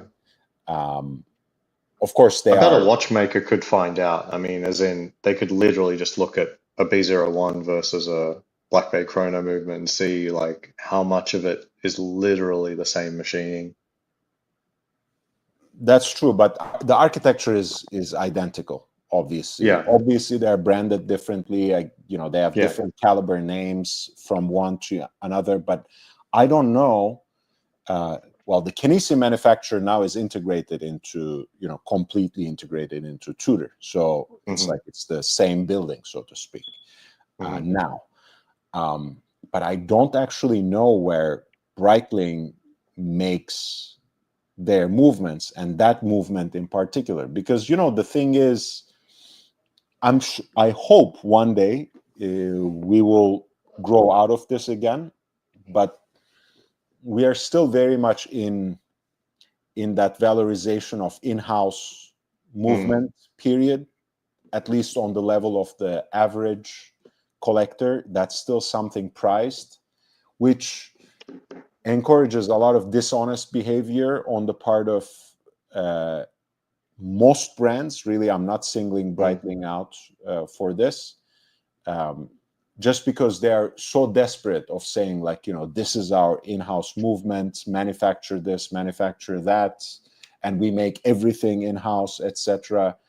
um, they don't have any sort of transparency oftentimes about where the movements, much less their discrete components, come from. Hmm. So I can do some digging into it and see where the BO1s are actually produced, but Mm. it may have been, you know, I mean, either way, I can write you a scenario of Tudor Yeah. ending up with a lot of unused movements. You know, they may have, Hmm. in fact, within that exchange of, you know, giving the Pelagos movement to Breitling for Super Ocean and taking the BO1 for Tudor Black Bay chronographs, Hmm. they may have purchased in bulk, you know, too many movements for Hmm. Tudor. Or, like you said, maybe initially they purchased a small amount and they couldn't quite um, satiate the initial demand for the black and panda dial Tudor chronos. So they ended up committing to many more, which they're now trying to sell by, you know, supplying the market with these daring watches. Hmm. Yeah. JD says, friend of mine has both the pink and Tokaz Tudor chronos. I call him Captain Tudor. He has a lot of Tudor. Isn't there a That's interesting, JD. guy, Mr. Tutor for you Tudor or something. to you? Yeah. Yeah. Yeah. Yeah. Mr. Tutor to you seems to like really, yeah, really have a lot of tutors. Yeah. I don't know. Like I could end up being someone with both the pink and the blue, because I haven't explicitly told them not to. I still don't. I I don't know why you would really want to do it. I don't know. Like, especially if it was hard for you. I don't know. I like it seems like these are very, very difficult watches to get, and chasing both just doesn't feel like a journey like I would want to complete. I would prefer one of the two, not both. I don't. Yeah, I don't know. I I don't know. I really don't. It's like I don't even understand why people would want to pursue, not end up necessarily want to pursue both of the Daytonas, for example, like Right. Panda and Black. I mean, Yeah. again, like you said, like even about some of the more desirable watches from Tudor, when you're offered it, you might not want to turn it down, right? And you would certainly Hmm. not turn down if you're offered, both the Panda dial Daytona and the Black Hmm. dial Daytona in stainless steel. Hmm. Yeah, But I've come to that conclusion too. why I've would thought for a long time, a consolation prize for me from Rolex would be getting the black dial. I don't mean as a to anyone else getting the black dial. Like I mean for me, I've been pursuing harder watches, and I'm like, you right? know what? I'd be happy if they gave me a black dial. And the reality is like, no, I wouldn't really. I would still want to wear the Panda more in my case. You can like the black dial more. So why would I get a watch for which I already have another preference? And that's exactly your analogy is coming from. Like, Yeah, if I like the pink, why would I get the blue? They're both nice for sure, and because the price ramifications, I wouldn't say no if offered both, but I don't know why I would pursue it. yeah, yeah. And I agree with JD. By the way, the Carbon 25 is a cooler watch than either one of them. But that's an issue of personal taste It on. depends what you need. Like it depends on your collection. Like where I was sitting before getting the pink, I had nothing but Tudor and Rolex sport watches, almost exclusively with black or white dials. None of them would be perceived as fun. The pink was kind of perfect. But this I don't really perceive as being fun. It's sort of it's a very sports oriented watch. Right. It's I mean, if I were to think of reasons not to get it compared to um, the pink dial and the turquoise dial, or the flamingo pink and flamingo blue, um, the Miami watches, um, this is a larger case, right? This is a 42 and change, I think, in millimeter. Um, it's,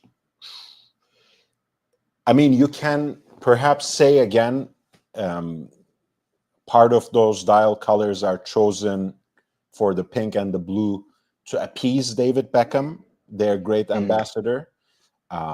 They are literally colors of jerseys that Inter Miami wears, but the marketing itself is not as explicit in tying it to that. Whereas this watch is literally for for the Racing Bulls team, right? It has Mm. a very explicit tie-in. Um, Oh, and yeah, for reference, for the the card. Alinghi America's Cup team came second last. So, you can, I guess, for someone who doesn't necessarily like, Red Bull, Racing Bulls, the larger case, I guess all these things can be reasons to not want Carbon 25 or not prefer it. As I don't know. I like the fact that they went with a different material. Um, Mhm. Pardon me. It's All of Tudor's carbon watches are all very interesting to look at in person.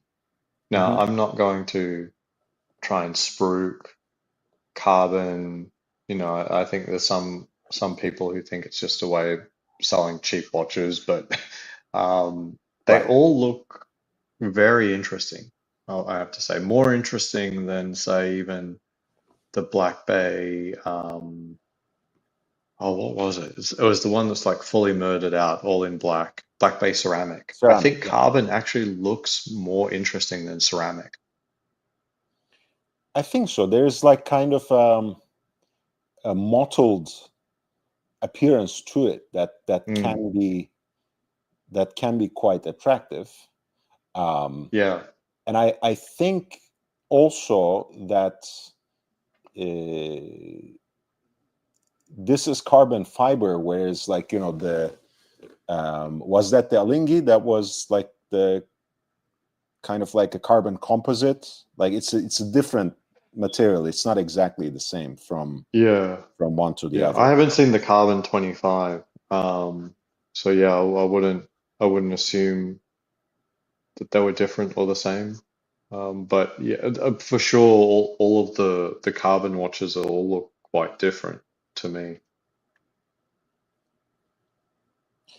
Yeah, and look, I mean, it's we all know that in the name of material experimentation, it quickly becomes, whether it's actually cheap or not, the material itself, it does become an excuse to upmarket Mm. certain watches and price them at a higher price point than before. I mean, this is certainly the case, right? The um, The carbon 25 the is I, 7.5, 75, 75.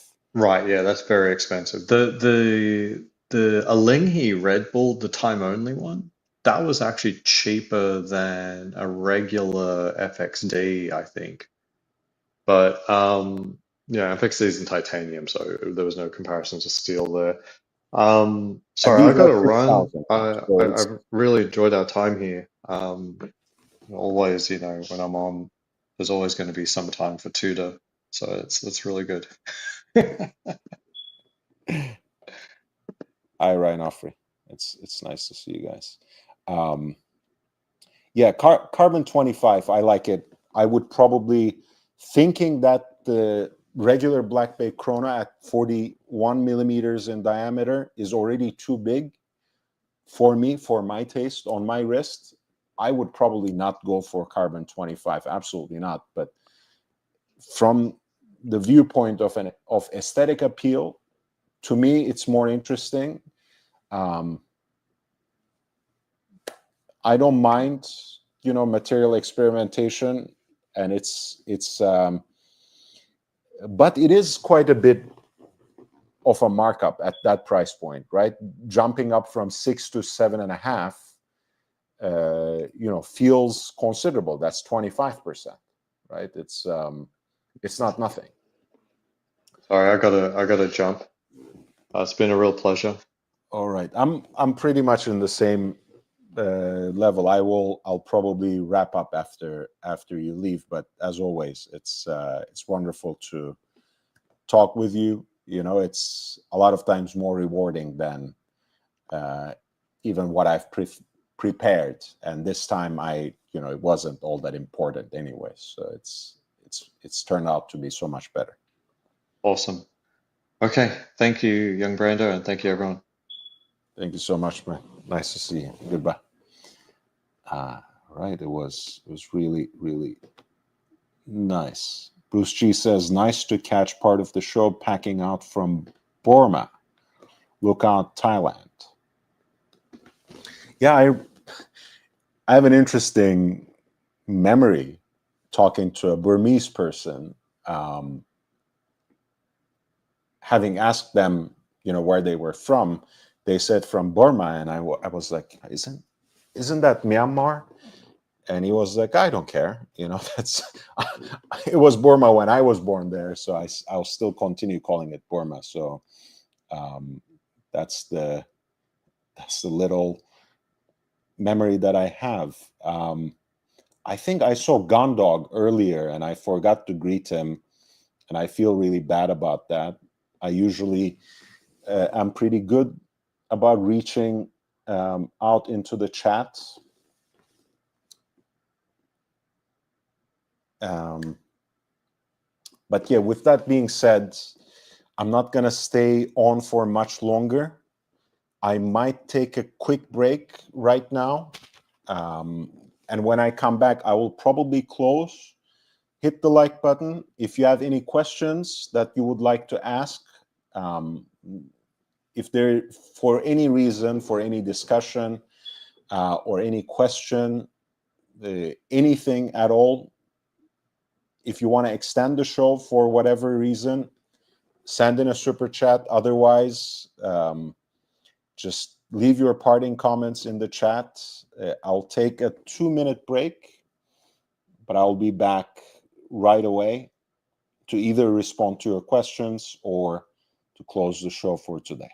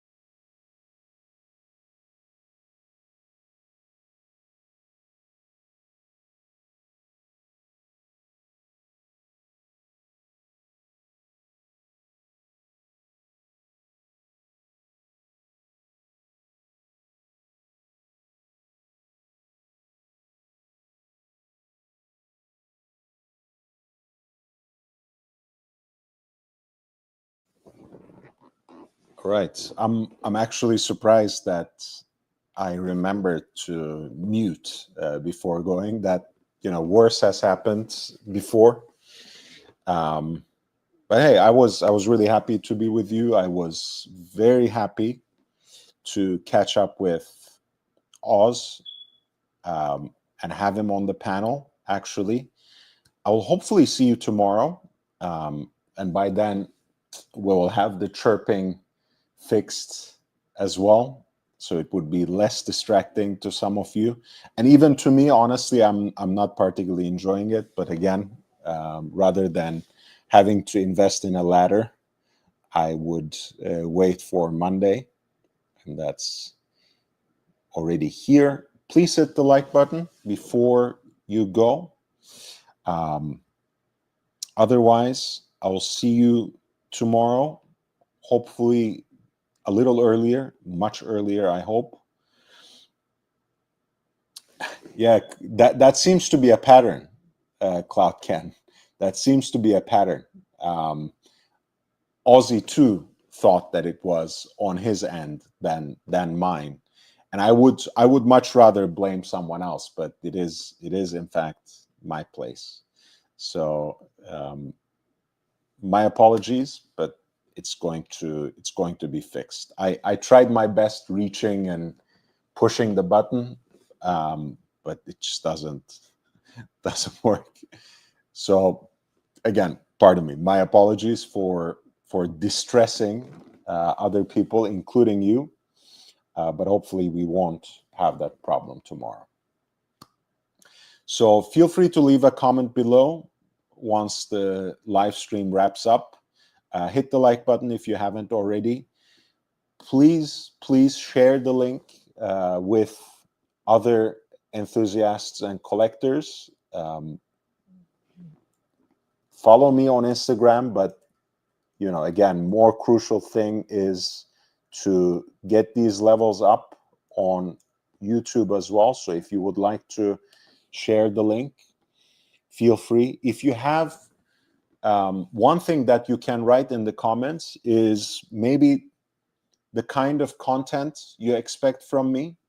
You know, on live streams, we can be quite free-flowing and everything, and you can, in real time, tell me what you want and ask me the related questions. But I'm talking about more this sort of, not quite long-form content, but for 10 to 20 minutes videos, right? If you would like me to talk about a particular subject, a certain genre of watches, or explore perhaps a certain brand, whatever you like, if you have any ideas, any requests, feel free to write it as a comment to this video, and I'll try to see if I want to tackle it in that sort of format, somewhere between 10 to 20 minutes, 15. I have never gone to a strip club in my life, and I don't expect to change that, Van Lux. So it's not going to happen. But yeah, if you have any ideas for different live stream situations or guests, feel free to drop that as well. All right. Stay safe, stay healthy, wear and enjoy your watches. I'll see you in the next one. Hit the like, leave a comment, send the link out.